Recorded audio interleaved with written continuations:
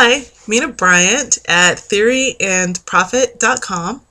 And today is about not just necessarily reasons why, but using our reasons why as the motivation to get the work done.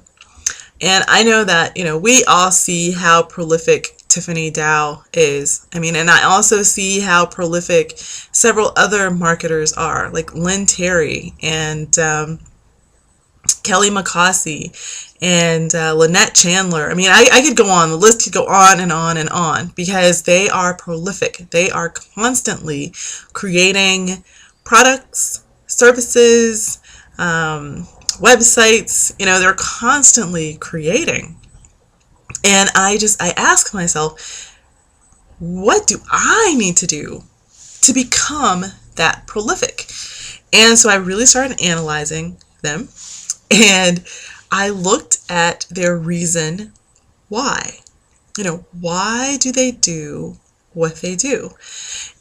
And for all four of the women that I mentioned, their reason why, let's just put it like this. If they couldn't do or take care of their reason why, they would be devastated.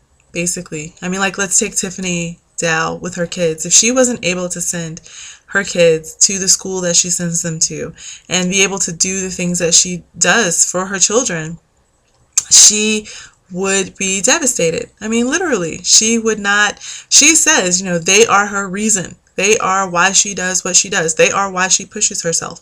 And I think it's the same way with Lynn Terry and the same way with Kelly McCossie and Lynette Chandler and all the other people that I've looked at. That is their reason. They receive such benefit by meeting their reason why that they don't have a problem doing the work. And yeah, there are days where they don't do the work. There's days where none of us do the work. Even if you have a job, there are days where you go to that job and you just get, I ain't doing it. I ain't doing it. Maybe you're not quite that bad, but that's the attitude that's inside your head. And you don't that one day. You don't do it to the 100% capacity that you're capable of, because some of your energy has been taken up by whatever it's been taken up by. But you don't do that very frequently, or else you don't have a job, or you don't have a profitable business if you do that too frequently. So you don't get the benefit of your why, actually. So that's what I spent my 90 minutes of writing this morning. That's what I spent it doing, was trying to figure out my reason why. And I think I found it, or I won't even say I think I found it. I know I found it.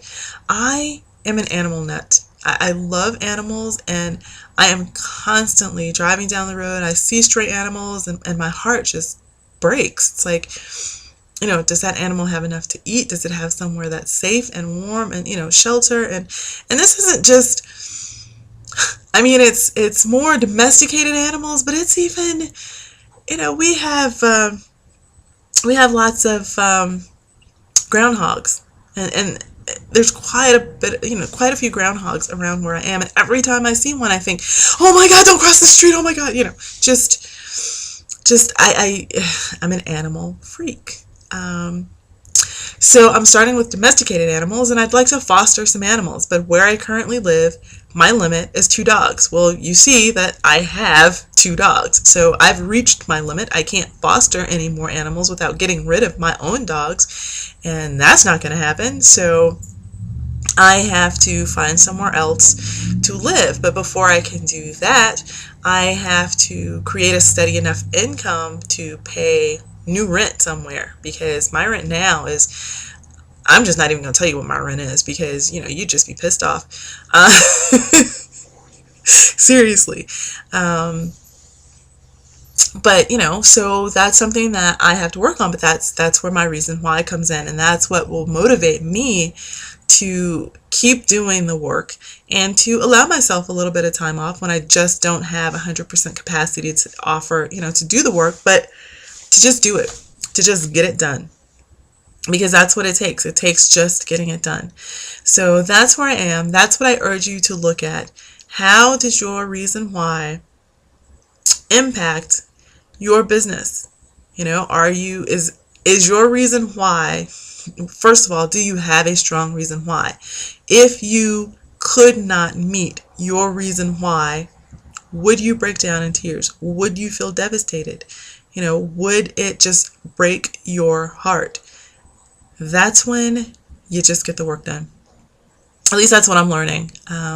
That's really what I'm learning, because I think in the last 3 months, and I'm still going slower than I'd like to go, but I'm going. Okay, I'm going. You start and you build momentum. You don't start out with momentum. You build momentum.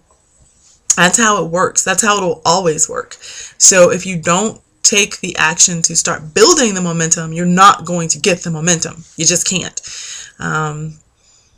So that's it for me today. And I hope that you have a reason why that truly makes you cry tears of joy when you reach it. And if you don't have that reason why yet, sit down and find it, because then you'll find that it's easy to just get the work done. It's really easy.